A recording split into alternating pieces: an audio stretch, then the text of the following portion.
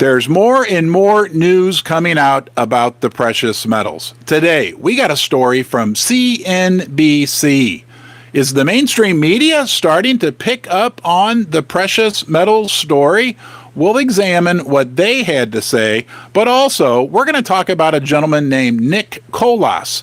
You may have never heard of him, but he's an ex-Credit Suisse analyst, highly respected, and he came out with some very interesting information and a very interesting story about gold and silver. We're going to talk about that as well. Also, some interesting data from the World Gold Council, data that I'd not heard of. Maybe you've never heard of it either or heard of this specific data, but it's definitely worth listening to and gives us a little bit of a different perspective, especially on gold and where the demand and supply for gold is coming from. We talk ad nauseum about the silver supply demand perspective, but have you ever considered that there's also an interesting dynamic in gold? We're going to cover that as well. What is Iran doing with gold? Remember, guys, Iran is a big, powerful country.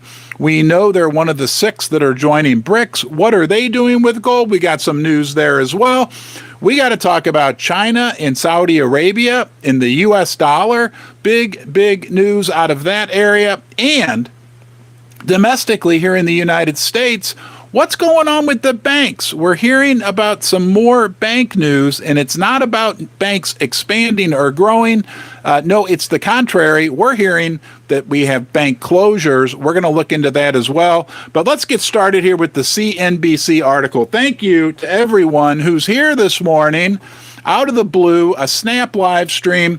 We love to talk about silver and gold. I'm so glad you're here. We're basement dwellers, right? It's our passion, the precious metals. We know the story. We know the long-term value, and it's a big honor, a big honor for me when you join me here. So thank you so much. If you can remember, please give this a thumbs up, like, share, and subscribe. I never asked that. I'm going to start doing that a little more often. Please like, please share, please subscribe to the channel. It helps us get the word out to more and more people because we want more people to understand what's really going on out there. And we are not, do you consider yourself a tinfoil hat conspiracy theorist?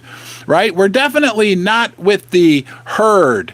But guys, what we're talking about, we aren't talking about like crazy ideas. We're looking at the facts of what's going on and preparing ourselves for what's coming down the road, right? I watched that movie last night.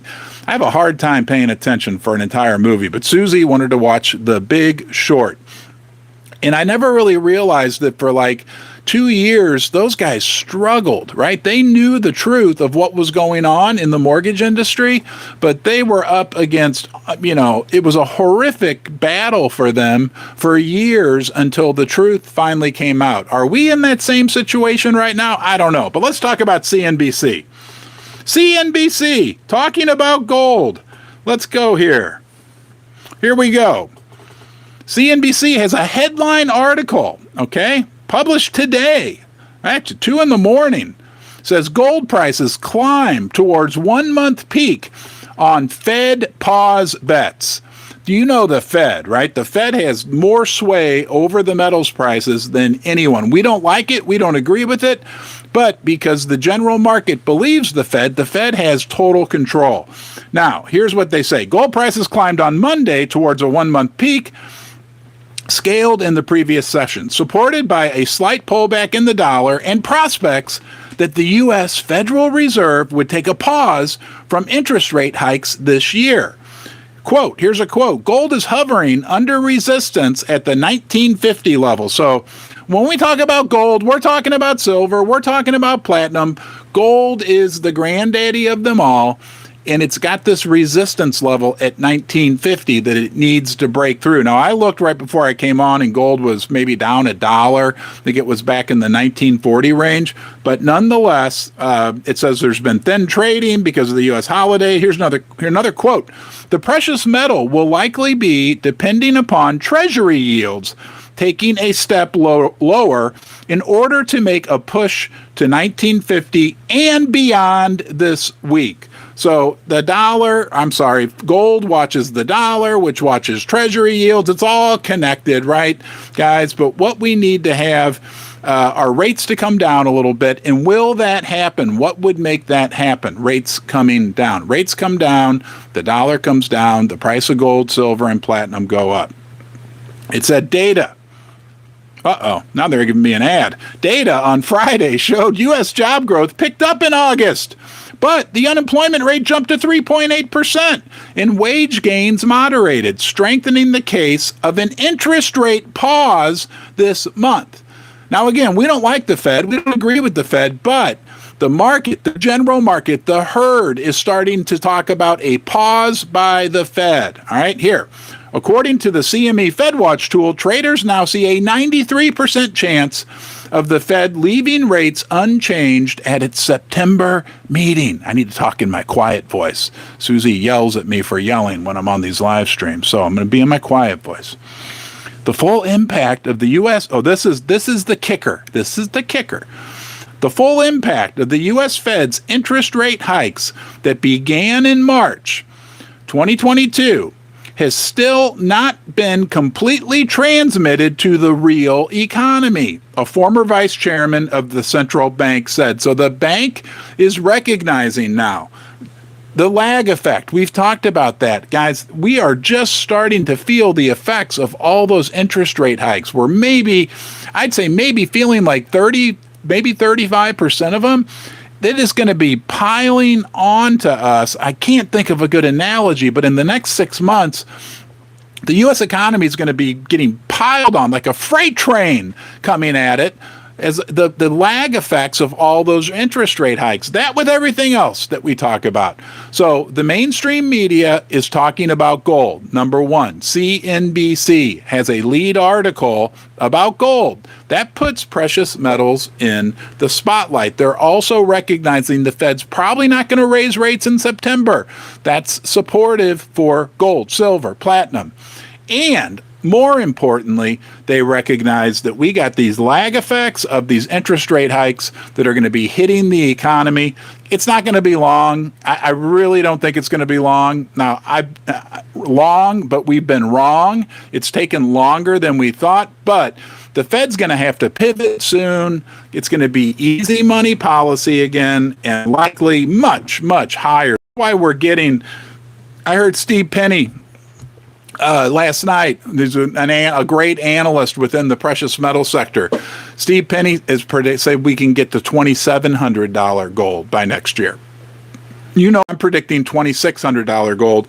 I think the pieces are coming into falling into place. All right, let's go back now because we got a lot more to talk about. We're going to talk about Nick Kolas next. Really a sharp guy, a super respected analyst. He's out on his own now. He had worked for Credit Suisse, but I want to say hi to a few guys. Hello, Pablo Pina, Mitch E., Wes Lauterbach, Jake's Custom Parts again, CoinShop, Chris, Tim Schumacher. Yes. Yeah, guys, it's going to be party time. It's going to be party time, and we deserve it, right?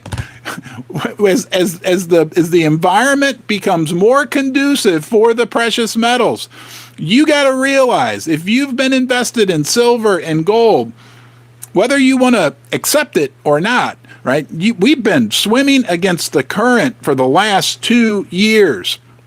This all started about 2 years ago, really 2.5 years ago. If you've been invested in precious metal mining stocks, you've really been swimming against the current. You jumped into the the rapids that the crazy kayakers do, and you're trying to swim upstream. That's what we've been faced with. That current is going to shift, and when it does, and this is what we're seeing, indications right now, the economy slowing, the unemployment. So let's talk about Nick Kolas.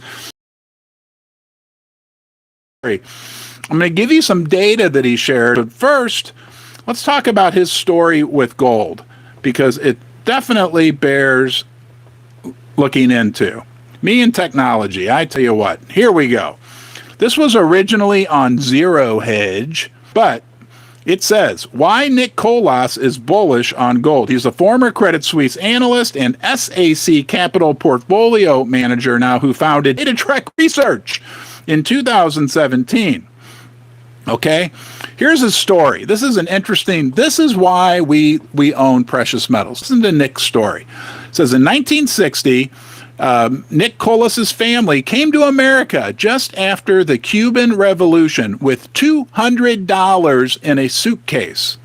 After scrambling to land on their feet, his father began buying gold coins on business trips to Europe when it was $35 to $37 an ounce. Here's a quote from Nick. He viewed gold as a long-term store of value, Colas said of his father. Then, in 1971, President Nixon took the U.S. dollar off the gold standard and prices began to rise. He says in the late 1970s, inflation really took over as a big investment theme, and the price of gold was going up even further. In 1974, gold soared to from $35 in the 60s to $600 an ounce by 1980. Now, what Nick also says is that his dad was able to pay his entire college tuition, his entire college education, with a few of those gold coins that he bought around 1960, that around 1980, he was able to use those coins to pay for his college education. He talks about gold versus equities. We hear all these stories about how the S&P 500 has done better. It says, well, the S&P 500 has grown roughly 13% per year over the last decade. When one looks outside U.S. borders, gold's 5% annual compounded growth begins to look quite impressive. Colas noted that the all-country ex-U.S. index and Chinese equities have shown a mere 5 to 3% growth, respectively. So if your portfolio isn't U.S.-centric, gold not just holds its value, but it shines, okay? Now, then he talks about the central bank buying, okay? He says, owning gold is like owning the dollar plus the volatility of the underlying asset. He's bullish on gold. He talks about how gold offers central banks immunity from sanctions. He says, we're pretty bullish on gold for the next 5 to 10 years. You have good underlying demand, good incremental demand from central banks as well. But here's the interesting part. We have some data that he shared, which I didn't really understand. This actually came from the World Gold Council. Gold supply, 75% of it comes from gold mining. 25% is from recycling. Only 4,700 metric tons of gold are produced per year. To me, I didn't realize it was that small of a number. 50% comes from jewelry. 25% comes from investment, coin bars, etc., and the remaining 25% comes from central banks.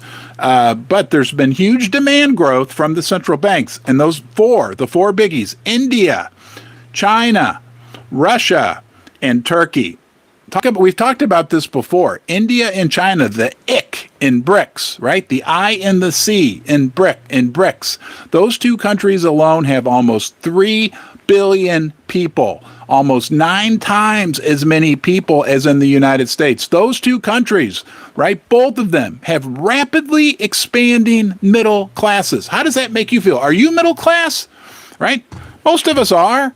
I would consider Susie and I and the family to be middle class. What's it like to be middle class in America? Everything's getting more expensive. Everything's getting more difficult. You go to China and India, their middle classes are rapidly expanding along with their economies. But the kicker, there's always a kicker. We're going to kick you. Here, get ready to be kicked. Because here's the big kicker. We can't even this, but over there, all those middle class people, almost 10 times as many in the United States, they love gold and silver. And I don't mean just a little bit. Hello, Sean. Thank you for the super chat. Man, on a Monday morning, I forgot about super chats. Thank you. Hey, guys, please give this a thumbs up. We need to get to 100 thumbs up. It's real easy. Look at that little thing that looks like that and press it, right? See, I just ring the bell for you for doing it. And that helps us get the word out to more people. Please like, share, and subscribe to my channel. I put out new content every single day. I'm going to do it for the rest of my life. You know, we are basement dwellers. We come together because we love to talk about precious metals. I'll provide you the latest up-to-date news and analysis, and maybe a little bit of entertainment if I can. But at the end of the day, you can come here every day. It's like you got a new friend, and you can make friends because there's some really cool people in the chat. So please, please like, share, and subscribe. I won't say it again. I promise. We got 100 thumbs up. Yes. Thank you, guys. I'm still waking up. I woke up this morning. I'm like, I can't believe there's more pertinent news that I can share with the community. So thank you for being here. The other thing that Nicolas brings up, and we talked about this before as well, but it's critical to understand the world is de-dollarizing. Okay, I got a report. I still have to read it from JP Morgan about this de-dollarization trend going on in the United States, or going on in the world, not in the United States. We want the dollar in the world right now. Okay, the world is tired of the dollar being devalued, number one, okay? But they kind of put up with that.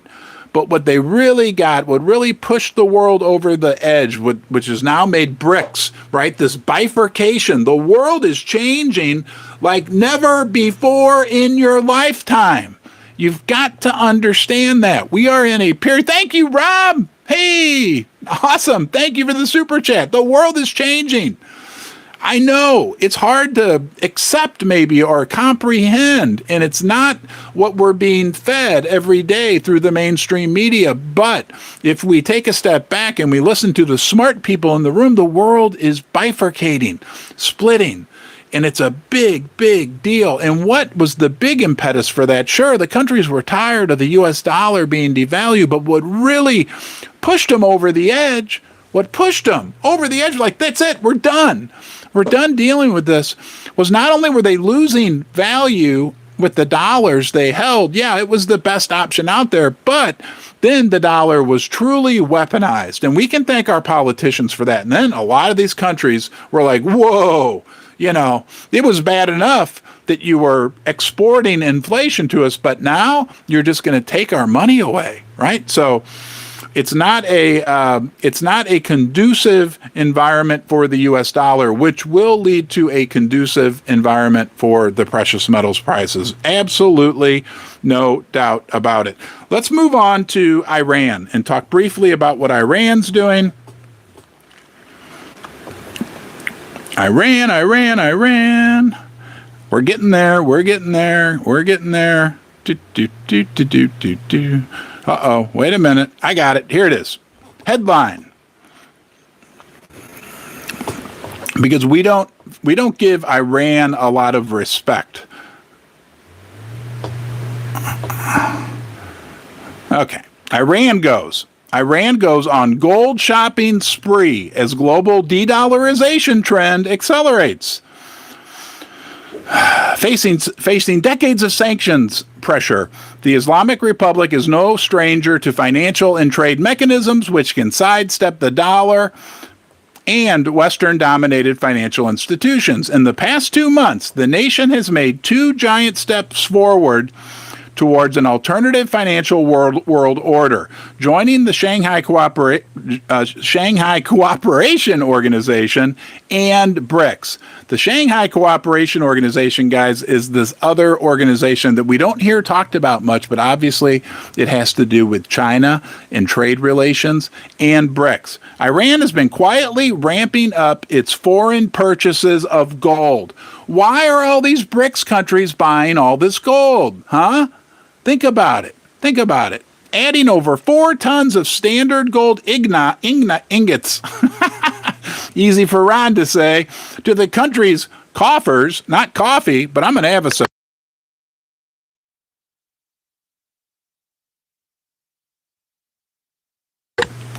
To the country's coffers in the first 5 months of the Iranian calendar year.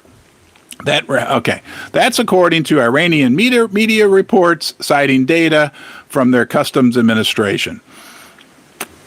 Both the Iranian state and private citizens appear to have been turning to gold recently, with the World Gold Council reporting in May that demand for gold coins and bars by Iranians had jumped dramatically, with investment soaring to 13 tons over the first months of 2023, 26% more than the 10-ton 5-year quarterly average, as citizens searched for solid stores of value amid inflation and sanctions-related pressure. Isn't that what we just talked about?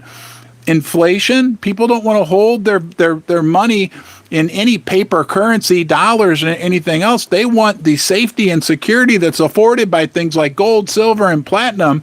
But if you're in a country that can be sanctioned, right, then you don't want to hold U.S. dollars because you could lose all your value. Not just lose the inflation, but we got a bonus for you. You can lose even more. Now, we didn't cause this. But gosh darn it, we got to be on top of things. Now, we're talking about Iran. CoinShop Chris keeps texting me saying, talk about oil prices. So you know what? Out of respect for the king himself, CoinShop Chris, I'll touch on oil prices. We rarely talk about oil prices on this show. But the reality is this, guys. If you don't know this, there's a couple things about oil. Number one, oil is the lifeblood of the U.S. If the world economy was a human body, oil would be the blood. Oil is not only energy, which is critical, we know that, but oil is used in so many other applications.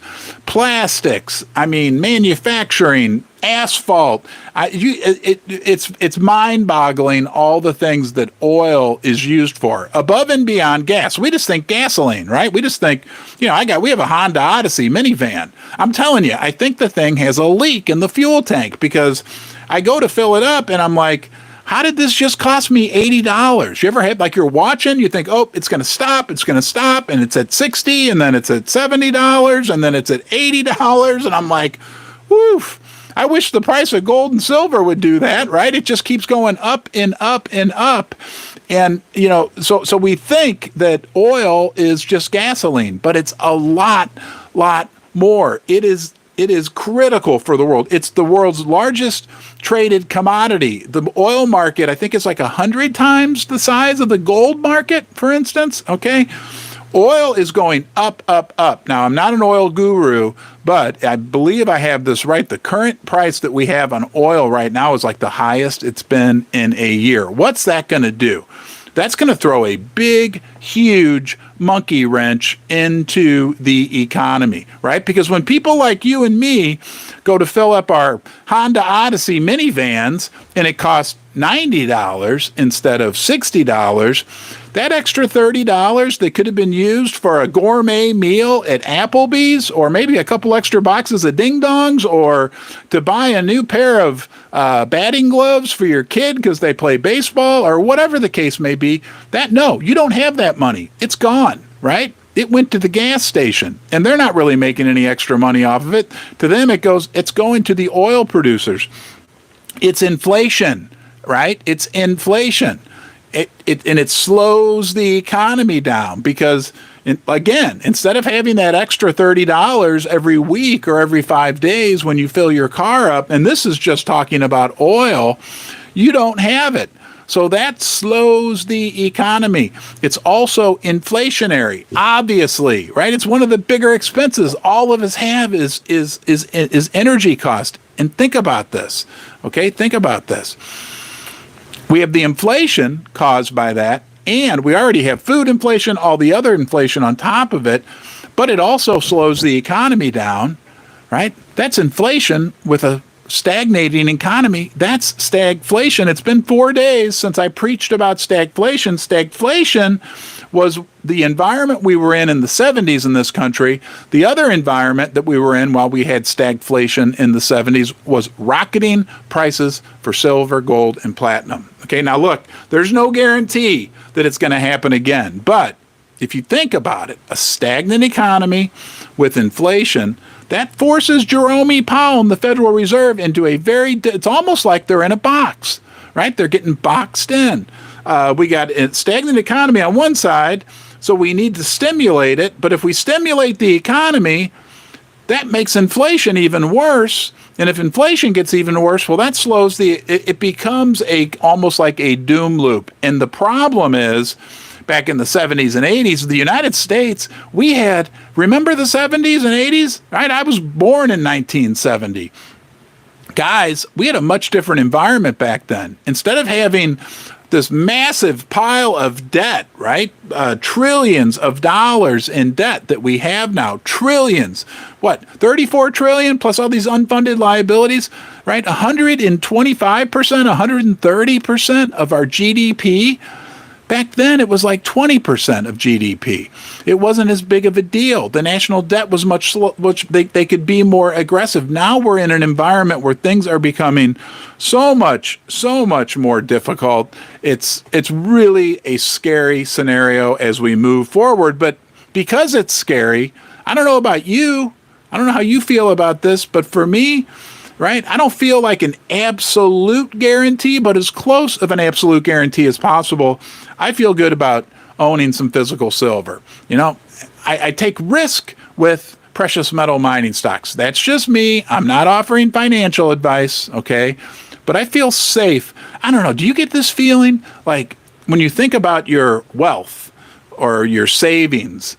I have a lot of my savings in silver. And I feel solid about that. I feel good. I feel it in my bones, like our good friend Richard Cooper from the United Kingdom likes to say. When I think about the money I have in the bank, because I do have money in the bank. One of you was emailing me last night like, should I convert everything, all my fiat, blah, blah. I'm like, I can't tell you what to do, number one. But number two, I think realistically you need to have, but when I think money in the bank, sorry, Susie yells at me because I don't complete my sentences. I feel like I need to have money in the bank because I have to use it for transactions, to live, and all that. But when I compare that, the silver versus the money in the bank, the silver feels right? And it's hard sometimes to convert that fiat into silver, but I've never regretted it. Maybe you've never regretted it either. Okay, hold on here. Let me see what I missed. I'm coming back. We got more to talk about. More interesting developments.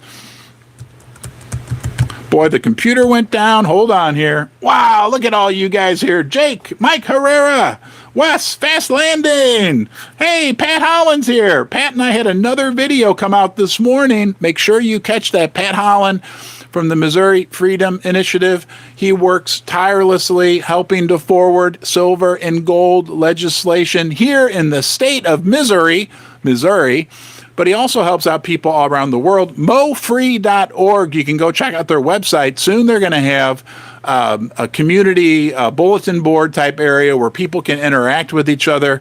I think it's going to be awesome. And I was checking it out. It looks like they're still working on it, but go check out MoFree.org. Thank you, Pat, for being here. Old dirty bastard garage. But Pat and I had a new video out this morning, which I think you will vastly enjoy watching. He was working on the forums. Yeah, the forums. I always say bulletin boards. You know, right? Like, anyway. Okay, guys, let's go over this story. When we're talking about the dollar, we're talking about de-dollarization going on right now in the world. The world is moving away from the dollar. I'm sorry, it's happening. It's not your fault. It's not my fault. It's our politicians' fault. That's who we can blame. Actually, decades of politicians. We can't blame just Joe or anybody, right? It's been going on for a while. But listen to this. Here's the headline.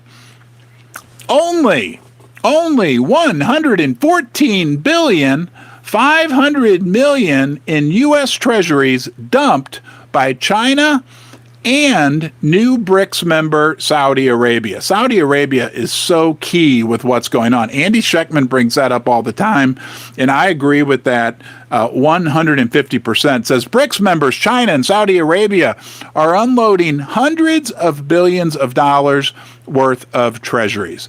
New numbers from the Treasury Department show that China trimmed its U.S. Treasury holdings from $940 billion in June of 2022. So they went from 940 billion to 840 billion, actually 835 billion in June of 2023. A decrease of 100 billion, and if my math is correct, probably about 12%. Okay, that's China. For BRICS member, Saudi Arabia, or new BRICS member, right? Petrodollar, remember that. The Middle Eastern country reduced its holdings of U.S. debt by 11 billion over the same period. Another about 10% decrease from 120 billion to 110 billion. The decline in U.S. bond holdings of the two BRICS nations are a fresh sign of opposition to the U.S. dollar's hegemony, dominance, because I can't say that word. And Bloomberg's chief emerging markets, Bloomberg, you know, Bloomberg, they're fancy, sophisticated. They're not, this guy's not in his basement. His name's Ziad Daoud, said Saudi Arabia's move to riskier assets could influence the Federal Reserve's take on interest rates. Final thing we're going to read here. Domestically, he says, quote, higher risk means potential losses for the kingdom. Globally, the reallocation of Saudi wealth could result in higher U.S. interest rates. And that's because the Saudis were big buyers of U.S. treasuries, the petrodollar. Okay? The fact that the petrodollar, can we say it's done and gone? I don't think we can say that it's done and gone, right? I'm sure still a big majority of the world's oil is traded in dollars because that's the way it's been for 50 years. Is de-dollarization and the demise of the petrodollar underway right now? Absolutely. Has it started? Absolutely. Is the trend in that direction? Absolutely. Will that dilute the value of the U.S. dollar? It's hard to imagine how it won't. Will that make the price of silver, gold, and platinum, oil, right, like we talked about earlier at CoinShop Chris' recommendation, will that make the prices of all those measured in fiat paper money go up? Absolutely. That's the way it works. Can you potentially protect your wealth, real wealth, not nominal, right? You know, Pat Holland loves that nominal confusion. I always give him credit for that. But can gold and silver, platinum help you protect your real wealth, protect you? Absolutely. That's what we're here for. Guys, thank you for joining me today, okay? I may be back on later. If not, I'll see you on Tuesday for the live stream. Have a great day, okay? And I'll see you soon.